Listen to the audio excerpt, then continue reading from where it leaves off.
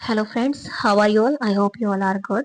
आज हम बात करने वाले हैं एस्टेट एग्जाम में पूछे जाने वाले साइकोलॉजिस्ट या फिर साइकोलॉजी से रिलेटेड क्वेश्चंस के बारे में। अगर आप एस्टेट के लिए फॉर्म फिल कर चुके हैं और आप पूरी तरह से तैयार हैं और चाहते हैं कि आपका एस्टेट जो एग्जाम क्लियर हो जाए, तो हर एक पोर्शन को आपको अच्छे से तैयार करते हुए चलना है। तो सबसे पहले जो इम्पोर्टेंट पोर्शन आता है वो नंबर गेनिंग भी पोर्शन है, और वो आपको अच्छे मार्क्स भी दिला सकता है।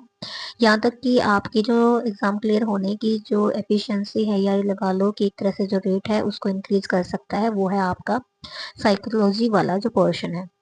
तो उसमें जो क्वेश्चंस होते हैं वो डिवाइड होते हैं। कुछ क्वेश्चन जो है वो टीचिंग से रिलेटेड आते हैं, और कुछ क्वेश्चंस जो हैं वो साइकोलॉजी से रिलेटेड आते हैं, जिसमें सबसे ज़्यादा इम्पोर्टेंट है जीन पियाजे, कोलबर्ग और वाइगत्स्की।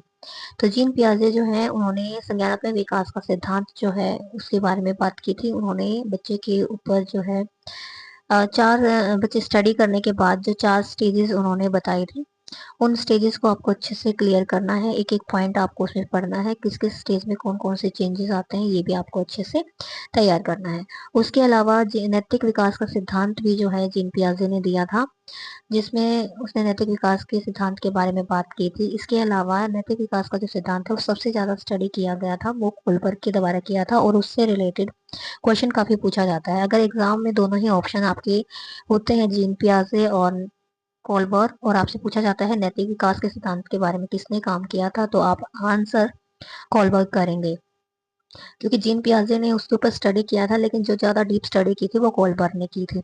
उसके अलावा कोलबर्ग की एक असिस्टेंट रही जिसका नाम था कैरोलिन गेलिगन, जिन्होंने इसका विरोध भी किया था कोलबर्ग का, क्योंकि कोलबर्ग ने अपने नैतिक विकास सिद्धांत को स्टडी करने के दौरान सिर्फ पुरुषों पर ही अध्ययन किया था, महिलाओं को उन्होंने इग्नोर किया था। जबकि कैरोलिन गेलिगन का मानना था कि महिलाओं को भी इसमें शामिल किया जाना चाहिए, तो इसलिए वो उसके विरोध में जाके कॉलबर्ग की, और उन्होंने खुद महिलाओं पर भी स्टडी की थी और अपने कुछ अलग ऑब्जर्वेशंस जो है वो उन्होंने निकाले थे। इसके अलावा जो लेव वाइगोत्स्की हैं, जिन्होंने सामाजिक सांस्कृतिक विकास का सिद्धांत दिया था, वो भी काफी इंपॉर्टेंट है।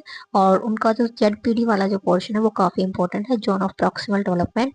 ठीक है, वो आपको अच्छे से जो है तैयार करना है, और पूरे ही सांस्कृतिक विकास के जो सिद्धांत है, यानी सामाजिक सांस्कृतिक विकास सिद्धांत को अच्छे से आपको क्लियर करना है। उसके अलावा मॉडलिंग सिद्धांत से काफी क्वेश्चन पूछे गए थे पिछली बार, तो वो भी आपको अच्छे से समझना है कि किस तरह से मॉडलिंग जो है सिद्धांत है उसको किसने दिया था, और उसमें क्या क्या इंपॉर्टेंट पॉइंट्स थे।